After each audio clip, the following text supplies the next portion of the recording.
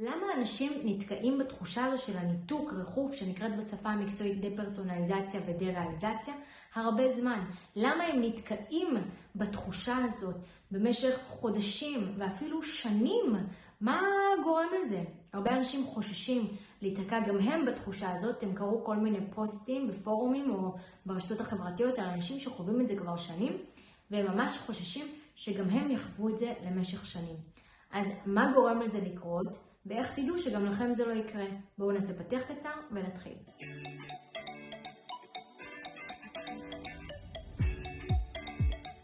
שלום וברוכים השבים לערוץ היוטיוב שלי. אני בר הדדי ואני עוזרת לאנשים עם חרדה, דיכאון, דה-פרסונליזציה ודה-ריאליזציה. והיום בסרטון אני רוצה לדבר על מה גורם לאנשים להישאר בתחושה הזו של הניתוק לאורך זמן, אפילו שנים. הרבה פעמים אנשים שחווים את זה עושים חיפוש בגוגל, ברשתות חברתיות, שומעים, קוראים, רואים אנשים שחווים את זה במשך שנים וממש חוששים. אוי ואוי, מה אם גם אני עכשיו חווה את זה למשך שנים? אז מה גורם לאנשים להישאר בניתוק במשך שנים? דבר ראשון, אנשים שחווים את זה מעל עשור, לרוב מה שגורם לזה זה חוסר מידע. צריך להבין ככה שרק בשנים האחרונות יש יותר מידע לגבי זה, אבל לפני עשור, כשאני חוויתי את זה, לא היה על זה מידע, ורוב האנשים שחוו את זה פשוט היו צריכים להשלים שזה מה שיש להם וזה המצב, מכיוון שלא היה על זה מידע ולא היה בכלל טיפולים ואף אחד לא דיבר על זה, ומי שכבר דיבר על זה אז אמר שזה משהו שצריך ללמוד לחיות איתו.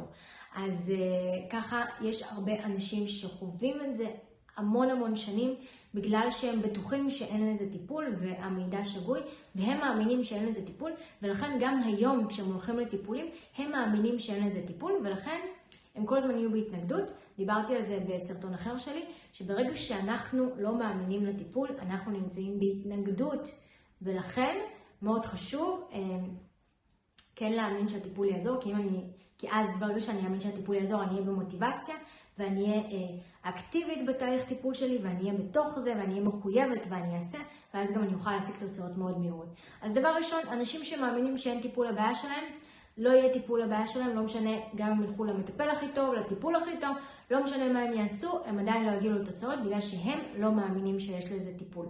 דבר שני, לא ללכת לטיפול.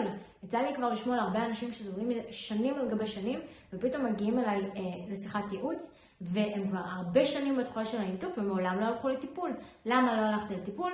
לא היה לי כסף, לא היה לי זמן, לא יכולתי, כל מיני סיבות כאלה ואחרות. כמובן, אני לא פה כדי לשפוט, אבל תבינו, לפעמים אתם קוראים על אנשים שכותבים שהם מסובלים מזה כבר שנים, ומדובר באנשים שמעולם לא הלכו, לא ניסו בכלל לטפל בזה. אז גם זה ככה צריך לקחת בחשבון. דבר שלישי, מדובר באנשים שלא הלכו לטיפול שמתאים עבורם.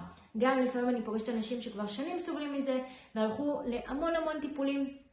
וכשאני שואלת באמת מה הטיפולים, תגיד לי את השיטות, אני רוצה לדעת מה ניסית, מה עשית. אז ככה כשמתחילים באמת למנות את כל השיטות וכל הדברים שהם ניסו ועשו, מדובר בדברים שלא באמת מטפלים בבעיה שלהם.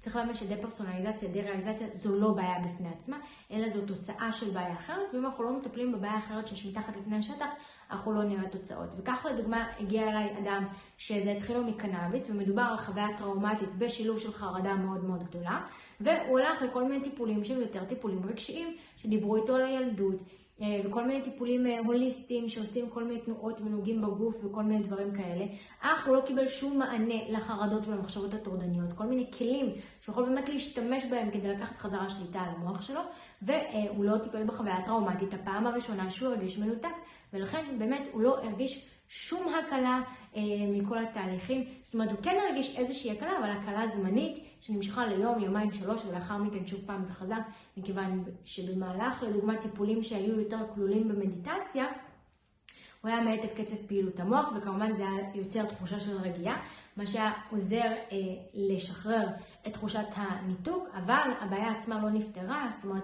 אנחנו יצרנו איזושהי הקלה, אבל אנחנו לא פותרים את הבעיה שגורמת בכלל להצפה.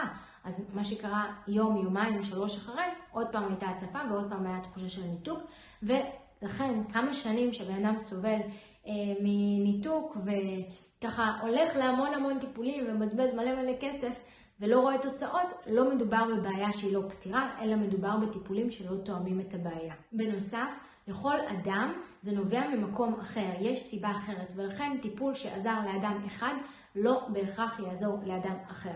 לדוגמה, בקבוצת הפייסבוק של דפרסונליזציה ודה-ריאליזציה, יש אנשים שסובלים מפוסט-טראומה או פוסט-טראומה מורכבת, ויש אנשים שזה נובע כתוצאה מחרדה בשילוב עם חוויה טראומטית. זה לא אותו טיפול, ולכן אנשים שחוו פוסט-טראומה או פוסט-טראומה מורכבת ימליצו על שיטות טיפול אחרות ויספרו שהשיטות טיפול שדווקא יכולות לעזור למי שנובע כתוצאה מחוויה טראומטית בשילוב עם חרדה, שהשיטות האלה לא עזרו להם מכיוון שמדובר בשיטות שונות, צריך ללכת לטיפולים שונים, ולכן מה שעזר לאחד לא בהכרח יעזור לאחר, ולכן צריך לשים לב, אנשים שתקועים בזה הרבה זמן, לפעמים הולכים לטיפולים ומנסים הרבה דברים, אבל הטיפולים לא תואמים את הבעיה, ולכן הם לא רואים תוצאות. ולכן איך תדעו שאתם לא תיתקעו בתחושה של הניתוק הרבה מאוד זמן? אחד, שימו לב שאתם מאמינים ובטוחים ומתרכזים בפתרון, שאתם יודעים שאתם הולכים לצאת מזה, ויש לכם מוטיבציה ותקווה שאתם יצאו מזה, ואתם מוכנים לעשות הכל כדי לצאת מזה, כל מאמץ שידרש, מבלי להיות בהתנגדות או לדחות את זה או להגיד, לא, אני לא אעשה, מה זה יעזור לי, מה זה, אלא כן להיות שם ולהיות בתוך זה ולהגיד, אני מוכנה לעשות הכל כדי לצאת מזה. זה אחד. 2, ללכת לטיפול, ללכת לאיש מקצוע, לעשות דברים אקטיבית כדי באמת לצאת מזה. ו3, ומאוד מאוד חשוב, לשים לב שאתם הולכים לטיפול שמתאים לבעיה שלכם, אצל מטפל או מטפלת שאתם סומכים עליו או עליה, שבאמת יכולים לעזור לכם. לפעמים אנשים הולכים לטיפול שמתאים להם, אבל הם לא באמת סומכים ב100% על המטפל או המטפלת, ויש להם איזשהו ספק בשיטת הטיפול או במטפל, או לא משנה מה. 1% של ספק יכול להרוס טיפול שלם. אז שימו לב שאתם בוחרים מישהו או מישהי שאתם מתחברים אליהם ב100%, אתם מרגישים אמון, פתיחות, כנות איתם, ואתם סומכים עליהם שהם באמת יכולים לעזור לכם. אם הסרטון הזה עזר לכם, אז תעשו לייק ותשאירו תגובה כדי שיגיע לעוד אנשים ויוכל לעזור גם להם. אם עדיין לא לחצתם להירשם כמנוי, לחצו עכשיו להירשם כמנוי, וניפגש בסרטון הבא. ביי!